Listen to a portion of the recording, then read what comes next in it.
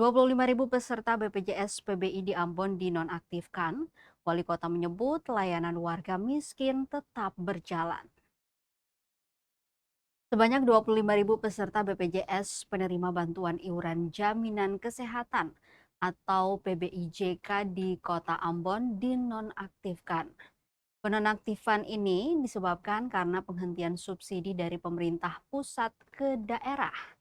Wali Kota Ambon Bodewin Watimena menegaskan, melalui Dinas Kesehatan, pihaknya telah memerintahkan agar segera mengidentifikasi masyarakat yang tidak lagi mendapat jaminan BPJS.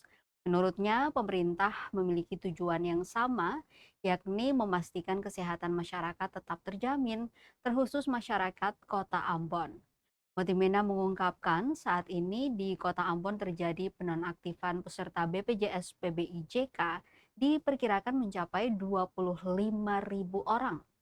Situasi ini berakibat pada pengobatan di rumah sakit yang menjadi masalah. Meski belum memastikan angka pasti, ia menyebut kebijakan tersebut berasal dari tingkat provinsi dan kini sedang dalam proses pendataan oleh pemerintah Kota Ambon. Langkah awal yang dilakukan saat ini dengan mengidentifikasi jumlah warga yang dinonaktifkan. Setelah data terkumpul, Pemkot akan berkoordinasi dengan pemerintah provinsi maupun pemerintah pusat guna mencari solusi. Beberapa kasus warga yang sempat tidak dilayani di rumah sakit akibat BPJS nonaktif telah ditangani langsung oleh Pemkot melalui Dinas Kesehatan. Wali Kota berharap persoalan ini dapat ditindaklanjuti sehingga ada kebijakan yang berpihak kepada masyarakat.